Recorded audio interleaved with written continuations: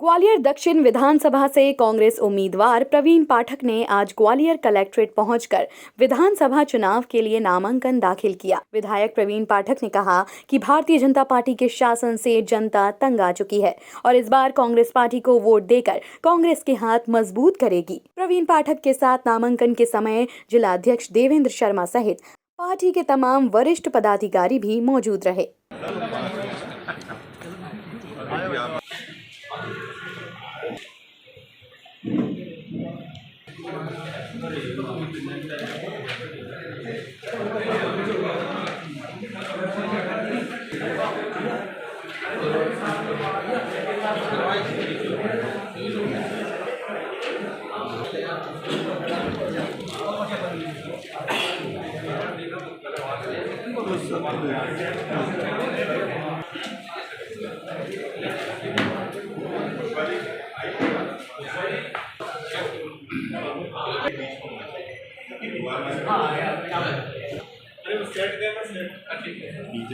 Nomination form का set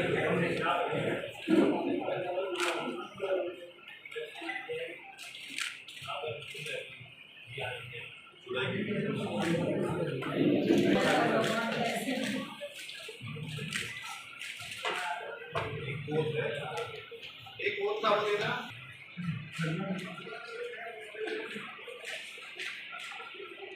पाठक विधानसभा निर्वाचन क्षेत्र ग्वालियर दक्षिण जिला ग्वालियर पार्टी के रूप में नाम निर्देशित हुआ।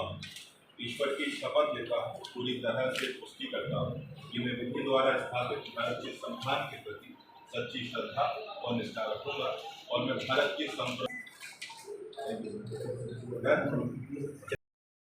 किन मुद्दों को लेकर आप जा रहे हैं? देखिए, मैं तो पिछले 5 वर्ष से लगातार ग्वालियर दक्षिण विधानसभा के अपने परिजनों के साथ हूँ और ग्वालियर दक्षिण विधानसभा का एक एक परिजन इस बात को जानता है कि एम्बुलेंस से और फायर ब्रिगेड से पहले ग्वालियर दक्षिण का बेटा संकट के समय में उनके पास पहुंचा है। चाहे कोरोना की बात हो, जब सारे नेता अपने घरों में सो रहे थे, तब उनका बेटा रोडों पे अपने परिजनों के लिए संघर्ष कर रहा था। चाहे स्कूल की बात हो, चाहे अस्पतालों की बात हो, तमाम सारी स्थितियों में अब ऐसा हुआ है कि हमारी विधानसभा पहले से बहुत उन्नत है। और मुझे इस बात को कहने में गर्व महसूस होता है कि जिस राज्य को साक्षरता के विषय में पूरे देश में प्रथम श्रेणी में रखा जाता है, उस केरला के बच्चे भी ग्वालियर दक्षिण में आके यहाँ के स्कूलों की प्रशंसा करके गए, उनको देख कर गए। देखिए, मैं ज़िंदगी में मुकाबलों में और लड़ाई में, झगड़े में, युद्ध में, इनमें सब में विश्वास नहीं रखता। नारायण सिंह कुशवाहा जी भी ग्वालियर दक्षिण विधानसभा के मेरे परिजनों में से एक परिजन हैं, मेरे पिता के मित्र हैं, वो मेरे चाचा हैं, तो इसलिए उनके विषय में कोई टिप्पणी करना उचित नहीं समझता। बहुत कम वोटों से हारे थे उस दौरान, कोई चैलेंज मानते हैं आपकी बात?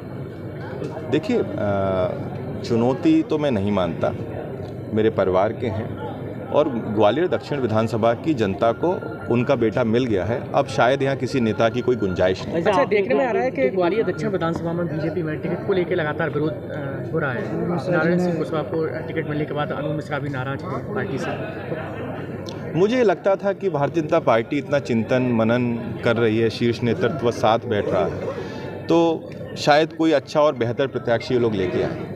मुझे इस बात की आत्मिक तौर पर तकलीफ है और दुख भी है कि जिस प्रकार का प्रत्याशी उन्होंने अपने दल से उतारा है, 15 साल उन्होंने क्या कार्य किया ये पूरा ग्वालियर शहर जानता है।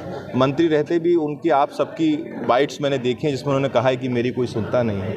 उन्हें कोई सशक्त प्रत्याशी उतारना था जो वास्तव में दक्षिण विधानसभा के भविष्य के बारे में सोचता, पर दुर्भाग्य है कि इतनी मेहनत के बाद कोई अच्छा प्रत्याशी वो नहीं लेके आ पाए और लेके आ भी नहीं पाएंगे। लेके आके इसलिए नहीं पाएंगे क्योंकि पिछले 20 वर्षों से ग्वालियर दक्षिण विधानसभा के जो परिजन हैं वो उनको आशीर्वाद दे रहे हैं। भारतीय जनता पार्टी के प्रत्याशी और नेता तो हमेशा जीतते रहे, पर ग्वालियर दक्षिण विधानसभा की जनता पिछले 20 सालों से हारती रही। अच्छा, आपने भाजपा पर प्रशासनिक मशीनरी के दुरुपयोग का आरोप लगाया। नारायण सिंह का कहना है कि अगर भाजपा प्रशासनिक मशीनरी का दुरुपयोग ही कर रही थी तो 18 में आप कैसे जीते?